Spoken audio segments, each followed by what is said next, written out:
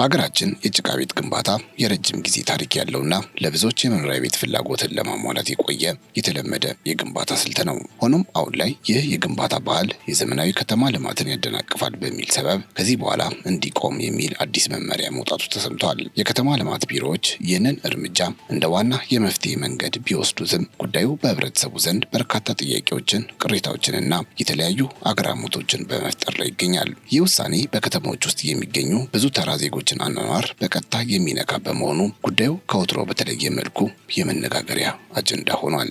በዚህ መሃል በብዙዎች ዘንድ ፈገግታን ጭምር የፈጠረውና መነጋገሪያ የሆነው ዋናው ጉዳይ ለጭቃ ቤት ግንባታ የሚውል እንጨት መታገዱ ነው። መንግስት እንደ ምክንያትነት ያቀረበው የጭቃ ቤቶችን ለመስራት የሚፈጀው እንጨት የአካባቢ ጥበቃንና የደን መመናመን እያስከተለ በመሆኑ ለመከላከል ነው ቢልም የብሎኬትና የዘመናዊ ግንባታ ቤቶችስ እንጨት አይጠቀሙም ወይ የሚለው ጥያቄ በበርካታ የህብረተሰብ ክፍሎች ዘንድ መነሳቱ ተገቢነቱን አጠያያቂ አድርጎታል። ለአካባቢው ጥበቃ መመናመን የጭቃ ቤቶችን ብቻ ተጠያቂ ማድረጋቸው በብዙዎች ዘንድ ጥርጣሬን የፈጠረ ሲሆን ለዚህም ነው ከዚህ በኋላ ጭቃ ቤት መገንባት አይቻልም የሚለው መመሪያ የብዙዎችን ትኩረት የሳበው። መንግስት ለዘመናዊነት ሲል የሚወስደው እርምጃ ከዜጎች ነባራዊ እውነታ ጋር የተጣጣመ ነው ወይ የሚለው ጥያቄ የዛሬው ዝግጅታችን ዋነኛ ማጠንጠኛ ነው። በመሆኑ በዛሬው ዝግጅታችን ለመሆኑ ይህ አዲሱ መመሪያ ምን ይላል? መመሪያውን ያወጣው አካል ማን ነው? ለዚህ ውሳኔ የተሰጡት ምክንያቶችስ ምን ያህል ተጨባጭ ናቸው? እንዲሁም መመሪያው የሚያመጣው ጥቅምና በህብረተሰቡ ዘንድ የተፈጠረው የቅሬታ ስሜት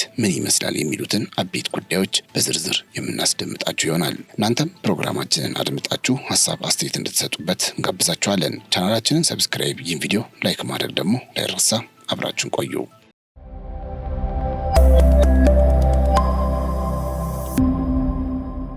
የደቡብ ኢትዮጵያ ክልላዊ መንግስት የከተማና መሰረተ ልማት ቢሮ ባስተላለፈው አዲስና ጥብቅ መመሪያ መሰረት በክልሉ በሚገኙ ከተሞች የጭቃ ቤት ግንባታ ፈቃድ መስጠት ሙሉ በሙሉ መታገዱ እየተነገረ ይገኛል። ይህ እገዳ ለጊዜው በደቡብ ኢትዮጵያ ክልል ብቻ ይሁን እንጂ በሁሉም የኢትዮጵያ ክልሎችና የከተማ መስተዳድሮች ላይ ተፈጻሚነት እንደሚኖረው ነው የተሰማው። ይህ ውሳኔ ከተሞችን ከዘመናዊ የከተማ ልማት ደረጃ ጋር ለማስተሳሰር እንዲሁም የአካባቢ ጥበቃን ማዕከል ያደረገ አረንጓዴ ኢኮኖሚን ለመገንባት የተወሰደ ቁልፍ እርምጃ መሆኑን የቢሮ ሰነድ ያመለክታል። ደብዳቤው እንደደረሳቸው ተግባራዊ እንዲያደርጉ የታዘዙት ማዘጋጃ ቤቶች ከዚህ በኋላ በሚሰጡት ማንኛውም የግንባታ ፍቃድ ላይ የጭቃ ቤቶችን ማካተት እንደሌለባቸው በጥብቅ ተመላክቷል።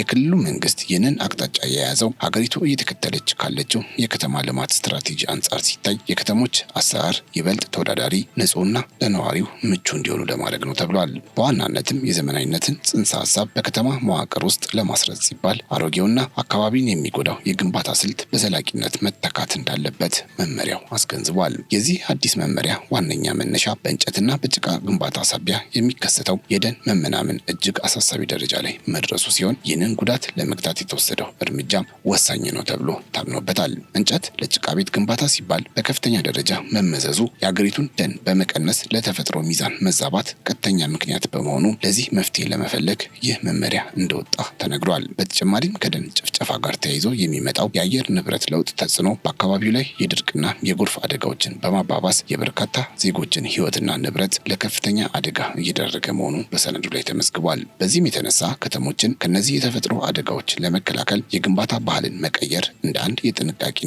የዝግጅት ስትራቴጂ ተወስዷል። የክልሉ መንግስት ይህንን እርምጃ በመውሰዱ ለወደፊት የሚገነቡ ከተሞች ለአደጋ የማይበገሩ እንዲሆኑ ለማድረግ ጥረት እያደረገ መሆኑ የተገለጸ ሲሆን የግንባታ ፈቃዱን ማገዱ በአጭር ጊዜ ውስጥ በአካባቢው ላይ የሚደርሰውን ጫና ለመቀነስ ታስቦ የተዘጋጀ ነው ተብሎለታል። በዚህም ማንኛውም በአዲስ መልክ የሚከናወን ግንባታ ዘመናዊና ደረጃቸውን የጠበቁ የግብዓት አይነቶችን መጠቀም እንዳለበት መመሪያው ያስታውቃል። ይህም ብሎኬት፣ ጡብና ሌሎች ዘመናዊ የግንባታ ቴክኖሎጂ ውጤቶችን ያካትታል። እነዚህ የግንባታ ግብዓቶች የከተማውን ገጽታ ከማዘመናቸውም በላይ ጥራትና ዘላቂነትን በማረጋገጥ የከተማ መኖሪያዎችን ደረጃ ከፍ እንደሚያደርጉ ቢሮ ያምናል። ይህም ለከተማው ኢኮኖሚያዊ እድገት አስተዋጽኦ እንደሚኖረው ነው የተገለጸው።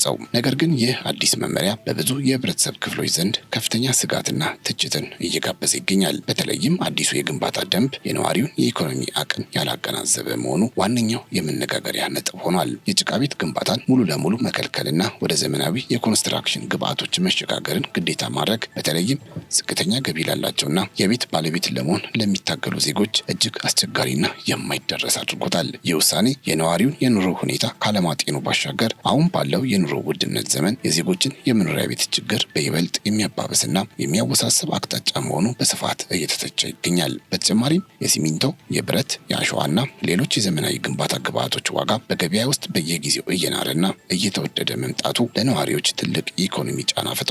የከተማ ልማት ቢሮዎች እየጠየቁ ያለው አዲሱ የግንባታ ደረጃ በግልጽ በሚታይ ሁኔታ ከፍተኛ መዋለ ንዋይ የሚጠይቅ በመሆኑ እንደ ጡብና ብሎኬት ያሉ መሰረታዊ የግንባታ ቁሳቁሶችን እንኳ ለመግዛት አቅሙ የሌለው ብዙሃኑ የህብረተሰብ ክፍል በአሁኑ ወቅት እጅግ አስቸጋሪ ሁኔታ ውስጥ ወድቋል። ይህ የገበያ ዋጋ መናር የከተማ ልማት ቢሮ ካስቀመጠው የግንባታ መስፈርት ጋር ሲጣመር የዜጎችን የመገንባት አቅም በእጅጉ የሚገድብ አደገኛ ሁኔታን እየፈጠረ መምጣቱ እውነት ነው። በመመሪያው ላይ የሚነሳው ሌላው ትልቅ ትችት የከተማ አስተዳደሮች የዘመናዊ ግብዓቶችን ተደራሽነትና የዋጋ መረጋጋትን በቅድሚያ ማረጋገጥ ሳይችሉ መመሪያውን ማውጣታቸው ነው። የግንባታ ግብዓቶች እጥረትና የዋጋ ግሽበት በገበያው ላይ በበዛበት ወቅት የጭቃ ግንባታን በአንድ ጊዜ ማገድ የሀገሪቱን የቤት አቅርቦት እጥረት ከማባባሱም በላይ በከተሞች ውስጥ የቤት ኪራይ እንዲነርና በቂ የቤት አቅርቦት ባለመኖሩ ምክንያት የህዝብ መፈናቀል ወይም የመኖሪያ ቤት ጥበት እንዲከሰት ሊያደርግ ይችላል የሚል ከፍተኛ ስጋት አለ። ይህ መመሪያ የከተማ አስተዳደሩ የቤት አቅርቦትን ለመጨመር ከመስራት ይልቅ ያለውን የቤት አቅርቦት አማራጭ በመስጋት በከተማ ላይ የሚኖረው ተጽዕኖ እጅግ የከፋ ሊሆን እንደሚችል ተቺዎቹ ይገልጻሉ። ይህ መመሪያ የብዙዎች ነዋሪዎችን አኗኗርና ማህበራዊ መሰረት ያላገናዘበ መሆኑ ይነገርለታል። ብዙ ቤተሰቦች ለትውልድ የቆዩ ወይም በአቅማቸው የገነቡትን ቤቶች ለማደስ ወይም አዲስ ለመገንባት ሲያስቡ መመሪያው በሚጥለው ጥብቅ የቴክኒክና የግንባታ መስፈርት ምክንያት ህጋዊ ፍቃድ ማግኘት የማይችሉበት ሁኔታ ተፈጥሯል።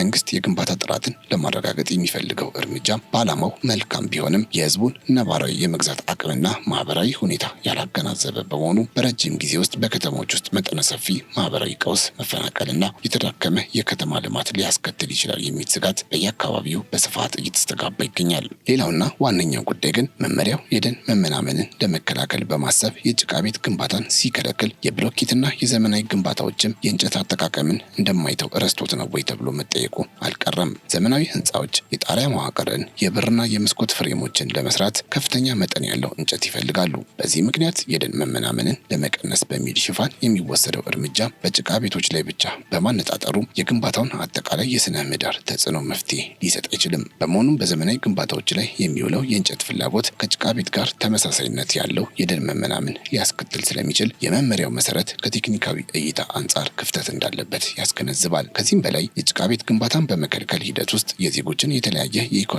አቅም ከግምት ውስጥ አለማስገባት ሌላው ትልቅ ተግዳሮት ሆኗል። በሀገሪቱ ያለው ነዋሪ የኑሮ ደረጃ እጅግ የተራራቀ በመሆኑ ሁሉም ሰው በአንድ ጊዜ ወደ ዘመናዊ የብሎኬት ቤት ግንባታ እንዲገባ መገደዱ እጅግ ብዙ ቤተሰቦችን ለአቅመ ቢስነት የሚዳርግ ነው። የጭቃ ቤት መስራት እንኳ ለብዙዎች በብዙ መከራና ትግል የሚከናወን ጥረት ሆኖ ሳለ መንግስት ዝቅተኛ ገቢ ያላቸውን ዜጎች ነባራዊ ሁኔታ ሳይገመግም እንዲህ ያለውን ጥብቅ መመሪያ መጫኑ ማህበራዊ መሰረቱን ያልጠበቀ ውሳኔ እንደሆነ በስፋት እየተነገረበት ነው። የግንባታ ግብዓቶች ዋጋ በየጊዜው በሚንርበትና የኑሮ ውድነት በተንሰራፋበት ወቅት መንግስት ሁሉንም ዜጎች ወደ ዘመናዊ ግንባታ እንዲገቡ መፍረዱ ተገቢነት የለውም የሚለው መከራከሪያ ጎልቶ እየወጣ ነው። የጭቃ ቤት ግንባታው የተከለከለው ዘመናዊነትን ለመፍጠር ቢሆንም የብሎኬት ቤት ለመስራት የሚያስፈልገው የሲሚንቶ፣ የብረትና የሰው ኃይል ወጪ ለተራው የህብረተሰብ ክፍል ሊሸከሙት የማይችሉት ሸክም ነው። ይህም በአንድ በኩል ከተማዋን ለማዘመን የሚደረግ ጥረት ቢመስልም በሌላ በኩል በብዙ ዜጎች ላይ የቤት ባለቤት የመሆንን ተስፋ የሚያጨልምና የቤት አልባነትን ችግር የሚያባብስ አደገኛ አካሄድ መሆኑ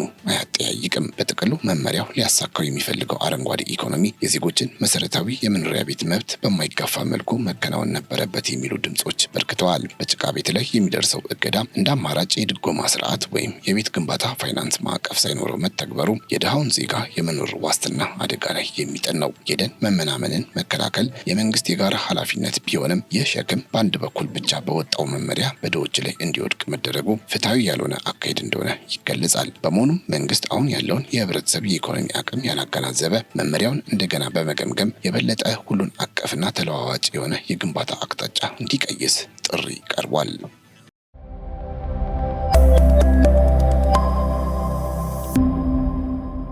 ታዲያም እነዚህ በህዝብ ዘንድ የሚነሱ ተገቢ ስጋቶችና ትችቶች እንደተጠበቁ ሆነው የዚህን አዲስ መመሪያ ተስፋ ሰጪ ጥቅሞችና ለዘመናዊ ከተማ ግንባታ ያላቸውን ፋይዳም መመልከት ተገቢ ነው። የዘመናዊ ግብዓቶች አጠቃቀም በግንባታዎች ላይ የሚደርሰውን የእሳት አደጋና ሌሎች ተያያዥ ጉዳቶችን በመቀነስ ረገድ የላቀ ድርሻ አላቸው ተብሎ ይጠበቃል። ይህ ለውጥ ነዋሪዎች ይበልጥ ደህንነታቸው በተጠበቀና በምቾት መኖሪያ ቤቶች እንዲኖሩ ያስችላቸዋል። ይህም በቀጥታ የኑሮ ደረጃቸውን በማሻሻል በኩል ትልቅ ሚና ይጫወታል። መንግስት የግንባታ ጥራትን ለማረጋገጥ የሚያወጣቸው ደንቦች በተዘዋዋሪ በኮንስትራክሽን ዘርፍ ውስጥ ያሉ ባለሙያዎችንም የቴክኖሎጂ አጠቃቀም እንዲያሻሽሉ ያግዛል። ስለዚህ ይህ መመሪያ የቴክኖሎጂ ሽግግርን በከተማ ግንባታ ውስጥ በማምጣት ዘመናዊ ከተሞችን ለመገንባት የሚያግዝ መሰረታዊ ስራ ነው ማለት ይቻላል። የደቡብ ኢትዮጵያ ክልላዊ መንግስት የጀመረው ይህ የግንባታ መመሪያ ለውጥ በሌሎችም አካባቢዎች እንደ አዲስ ተሞክሮ እየታየ ይገኛል። ምንም እንኳ በደቡብ ኢትዮጵያ ክልል ተግባራዊ መደረግ ቢጀመርም የዚህ መመሪያ ተጽዕኖ በክልሉ ብቻ የሚወሰን ሳይሆን በቀጣይ በሌሎች ክልሎችና ከተማ አስተዳደሮችም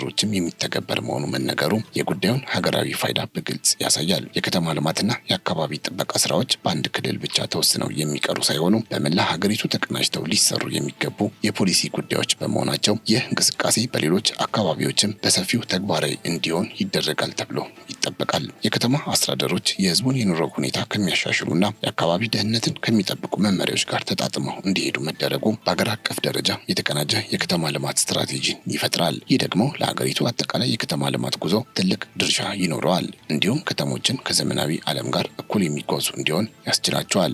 ከላይ እንደተጠቀሰው ይህ የመመሪያ ለውጥ ለአንዳንዶች ፈታኝ ሊሆን ቢችልም በረጅም ጊዜ ውስጥ ግን የከተሞችን ነባራዊ ገጽታ ሙሉ በሙሉ እንደሚቀይር ታሳቢ ተደርጓል። ህብረተሰቡ የጭቃ ቤት ግንባታን ትቶ ወደ ዘመናዊ ግንባታ እንዲገባ መገደዱ መጀመሪያ ላይ የገንዘብ አቅም ውስንነት ሊፈጥር እንደሚችል ይገመታል። ይሁን እንጂ የክልሉ መንግስት ይህንን ለውጥ ሂደት በሂደት እንዲተገበር በማድረግ ህዝቡ በችግር ውስጥ እንዳይወድቅ አስፈላጊውን ድጋፍ እንደሚያደርግ ይጠበቃል። የከተማ ልማት ቢሮዎች ለነዋሪዎች በግንባታ ላይ የሚያጋጥማቸውን ችግሮች በመቅረፍና የቴክኒክ ድጋፍ በመስጠት ረገድ ሚናቸውን መጫወት እንዳለባቸውም ተጠቁሟል። ይህ ደግሞ በህዝቡና በመንግስት መካከል ያለውን መተማመን በማጎልበት ዘላቂ የከተማ ልማት ስራዎችን ለማሳካት ያስችላል። በከተሞች ውስጥ የሚታዩ አሮጌና በዘፈቀደ የተገነቡ የጭቃ ቤቶች ለከተማው ውበትና ለደህንነት ስጋት በመሆናቸው ይህ መመሪያ ይበልጥ ወቅታዊ መሆኑ ተገልጿል። ይህ እርምጃ በከተሞች የውስጥ ክፍል የሚገኙ የጭቃ ቤቶችን በመተካትና ዘመናዊ ግንባታዎችን በማስፋፋት የከተማውን መልክና አገልግሎት በከፍተኛ ደረጃ እንደሚያሻሽል ተምኖበታል። የከተማ አስተዳደሮችም የከተማውን ፕላን በማዘመንና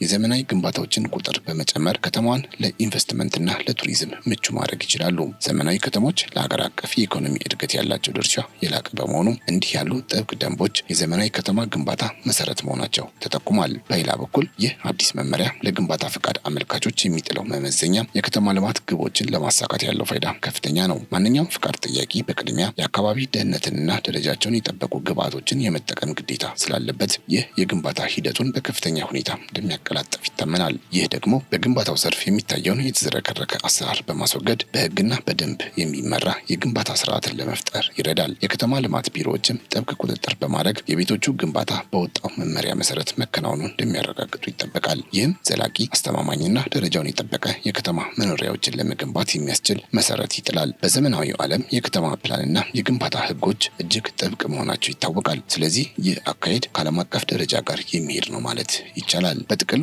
የደቡብ ኢትዮጵያ ክልላዊ መንግስት የከተማና መሰረተ ልማት ቢሮ ያስተላለፈው ይህ መመሪያ የከተሞችን ገጽታ ለመቀየርና ዘላቂ የአካባቢ ጥበቃን ለማረጋገጥ የተቀየሰ ስትራቴጂያዊ እርምጃ መሆኑን አያጠያይቅም። ይሁን እንጂ ማንኛውም ትልቅ የፖሊሲ ለውጥ ስኬታማ የሚሆነው የህዝብን ተሳትፎና የመፈጸም አቅም ማዕከል ሲያደርግ ብቻ ነው። በመሆኑም መንግስት በበጎ አድራጊነትና በድጋፍ የተሞላ አሰራርን በመዘርጋት እንዲሁም የዘመናዊ የግንባታ ግብዓቶችን ዋጋ በማረጋጋትና ተደራሽ በማድረግ ከህዝቡ ጋር አብሮ ሊሰራ ይገባል። ትችቶችን በማዳመጥና የመፍትሄ አካል በማድረግ የሚደረግ ጉዞ ብቻ ነው የአካባቢ ጥበቃንና የዜጎችን የመኖሪያ ቤት መብት በማጣጣም ለወደፊት ትውልድ ምቹ፣ ዘመናዊና አረንጓዴ ከተሞችን ለመገንባት የሚያስችለን። ይህ ሀገራዊ ፋይዳ ያለው የከተማ ልማት ጉዞ በጋራ መግባባትና በፍትሐዊ አፈጻጸም ሲመራ ብቻ ለሁሉም ወገኖች ተጠቃሚነትን የሚያመጣና ዘላቂ ለውጥን የሚያረጋግጥ ይሆናል ለማለት እንወዳለን። አብራችሁን ስለነበራችሁ እጅግ እናመሰግናለን። እናንተስ ከዚሁ ጋር ተያይዞ ያላችሁ ሀሳብ አስተያየት ምን ይመስላል? በኮሜንት መስጫው ላይ አጋሩን። ለዛሬ ያበቃን። በያላችሁበት ሰላም